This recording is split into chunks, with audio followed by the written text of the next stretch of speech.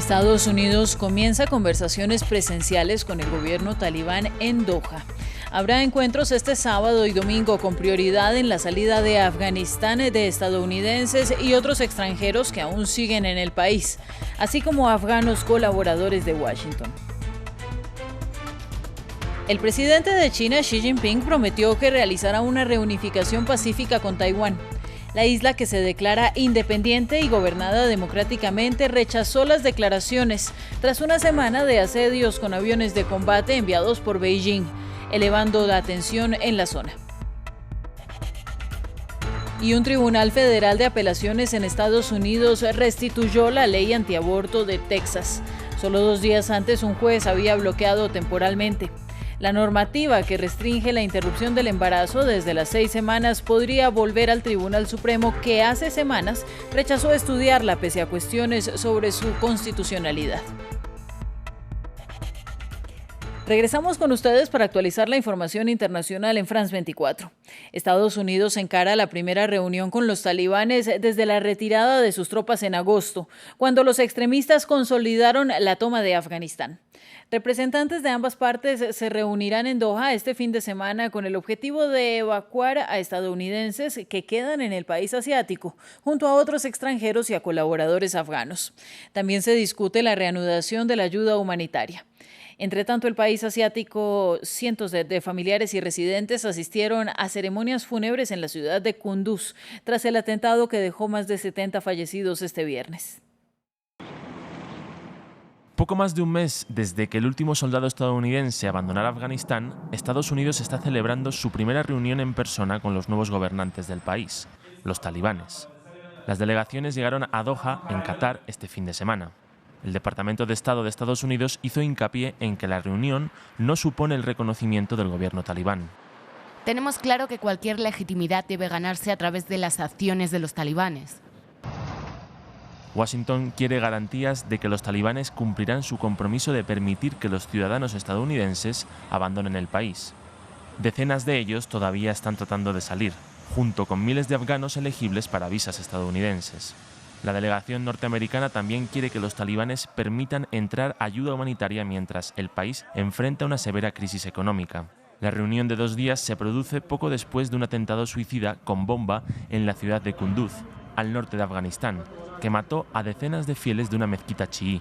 Cientos de personas acudieron a los funerales a despedir a sus familiares y exigieron protección a la autoridad talibán. Este ataque arroja dudas sobre la promesa de los talibanes de devolver la seguridad al país después de décadas de violencia. Les aseguramos a nuestros hermanos chiitas que en el futuro les brindaremos seguridad y que esos problemas no les volverán a ocurrir. Toda la nación, incluidos nosotros y nuestros ancianos, está de luto con ellos. El ataque del viernes es solo el último realizado por la rama local del grupo Estado Islámico. Los rivales de los talibanes han intensificado una campaña de ataques mortales desde la retirada de Estados Unidos, en un intento por desestabilizar a los nuevos gobernantes de Afganistán. En otras noticias, tras una semana de tensiones, el presidente chino Xi Jinping prometió realizar una reunificación pacífica con Taiwán, territorio que reclama como propio. La isla, por su parte, respondió en rechazo de las declaraciones de Beijing, haciendo un llamado a que abandone sus intenciones. Taipei, que encabeza un gobierno democrático independiente, ha visto una creciente presión militar china para que acepte su soberanía. Desde el 1 de octubre, la Fuerza Aérea de los chinos realizó 4 jornadas consecutivas de incursiones en la zona de identificación de defensa aérea de Taiwán, con cerca de 150 aviones. La reunificación completa de nuestro país debe realizarse y puede realizarse.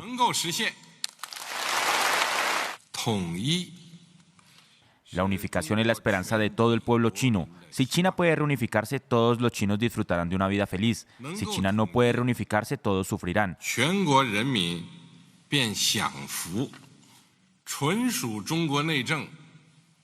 La independencia de Taiwán es el mayor obstáculo para la reunificación nacional y un grave peligro oculto para el rejuvenecimiento nacional.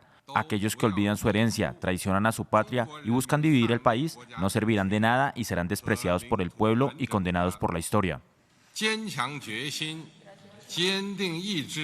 Pasamos a noticias de España. En las Islas Canarias, la actividad sísmica se incrementa en el volcán Cumbre Vieja en La Palma. Este sábado se derrumbó la cara norte del cono de erupción y los edificios cercanos quedaron completamente cubiertos por lava. El magma destruyó al menos 4 edificios en el pueblo de Callejón de la Gata y la lava sigue avanzando hacia el mar. El llamado delta lábico ya llegó al límite de la plataforma insular y corre el riesgo de derrumbarse, causando olas y liberando más gases tóxicos. El volcán Cumbre Vieja entró en erupción el 19 de septiembre y desde entonces ha destruido más de 800 edificios y ha obligado a evacuar a unas 6.000 personas. La ceniza ha detenido el tránsito aéreo en el archipiélago. Se conmemoran 40 años de la abolición de la pena de muerte. Este día, hace 4 décadas, entró en vigor el cambio de la ley. Los franceses intentaron acabar con el castigo durante 200 años antes de que fuera finalmente abolido en 1981. La legislación se aprobó bajo el mandato del presidente socialista François Mitterrand, pero el abanderado de esa lucha fue el infatigable abogado Robert Badinter, que llegaría a ser ministro de Justicia. Sus palabras siguen resonando 40 años después, cuando afirmó a los legisladores franceses que no hay hombres en la tierra en quienes se deba perder totalmente la esperanza. En septiembre de 1981, Robert Badinter pidió formalmente el fin de la pena de muerte, alegando que la justicia es humana y por lo tanto falible. Tengo el honor, en nombre del Gobierno de la República Francesa, de someter a la Asamblea Nacional la abolición de la pena capital en Francia. La abolición de la peine de mort en France.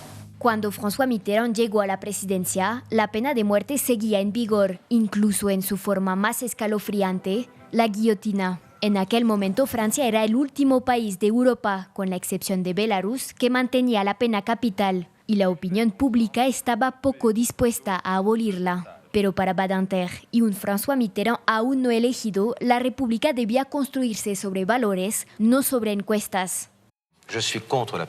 Estoy en contra de la pena de muerte y no necesito leer los sondeos de opinión que dicen lo contrario. Una vez elegido presidente, Mitterrand nombró a Badinter ministro de Justicia. La abolición de la pena de muerte se convirtió en una prioridad para el nuevo gobierno socialista, pero se encontró con una fuerte resistencia de algunos sectores. Cuando se suprima totalmente es cuando los asesinos van a estar realmente encantados, no habrá límite. La abolición de la pena de muerte fue finalmente promulgada el 9 de octubre de 1981. 4 décadas después, y a sus 93 años, esa batalla no ha terminado para Badinter. Sigue luchando por la abolición universal de la pena de muerte, que aún se aplica en 55 países. Este domingo 10 de octubre se realizan las elecciones parlamentarias anticipadas en Irak, unos comicios que llegan como consecuencia de las manifestaciones lideradas por jóvenes en octubre de 2019 para exigir un cambio.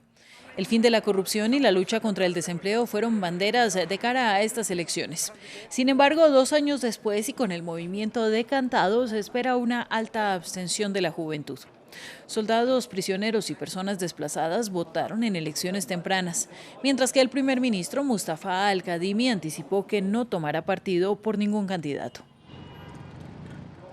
En otros temas, apenas 2 días después de que las clínicas de Texas reanudaran los abortos para embarazos de más de 6 semanas, un tribunal de apelación de Estados Unidos restableció la prohibición del procedimiento en todo el estado. La ley de aborto más estricta del país, que prohíbe la interrupción del embarazo en cuanto se detecta la actividad cardíaca, fue suspendida por un juez del distrito estadounidense el miércoles. Pero el fiscal general de Texas apeló con éxito el viernes por la noche. Han sido 2 días muy ajetreados para esta clínica abortista de Houston, pero el aumento de las visitas ha durado poco. El viernes, un tribunal federal de apelaciones de Estados Unidos dictaminó que Texas podría restaurar la prohibición de la mayoría de las interrupciones voluntarias del embarazo, menos de 48 horas después de que otro tribunal suspendiera tal prohibición. La medida no tardó en suscitar críticas entre los activistas. Esta es una orden profundamente alarmante que permitirá que la prohibición del aborto en Texas vuelva a entrar en vigor en un momento en que los proveedores de abortos estaban comenzando rápidamente a reanudar la atención al aborto para todas las pacientes. La ley del aborto en Texas entró en vigor el 1 de septiembre. Prohíbe el procedimiento a partir de las 6 semanas de embarazo y no hace excepciones para las víctimas de violación o incesto. La norma también permite a los ciudadanos hacer cumplir la prohibición, recompensándoles con hasta $10,000 por demandar a cualquiera que ayude a facilitar los abortos ilegales. El miércoles por la noche, un juez del Distrito de Estados Unidos suspendió la restricción, lo que hizo que las clínicas de Texas reanudaran los abortos. Pero esto fue anulado el viernes tras una apelación del fiscal general del estado. Ken Paxton se dirigió a Twitter poco después de la decisión, calificándola de gran noticia y prometiendo luchar contra la extralimitación federal. El gobierno de Biden, que presentó el recurso contra la ley de Texas, tiene hasta el martes para responder. Las cifras de desempleo en Estados Unidos no cumplieron las expectativas de los economistas y estuvieron a la baja en comparación con el mes de agosto. Los republicanos aprovecharon para criticar las cifras del gobierno de Biden y dijeron que el paquete de ayuda para el coronavirus de $1,9 billones aprobado por el Congreso no había cumplido lo prometido. Andrés Granadillo nos cuenta más. Unas cifras decepcionantes frente al desempleo. Estados Unidos presentó los números de empleo del mes de septiembre, pero no cumplieron las expectativas. La pandemia, con el incremento de casos de la variante Delta, es uno de los factores que impide la mejora que esperaban los estadounidenses. La oferta y demanda de empleos sigue desequilibrada.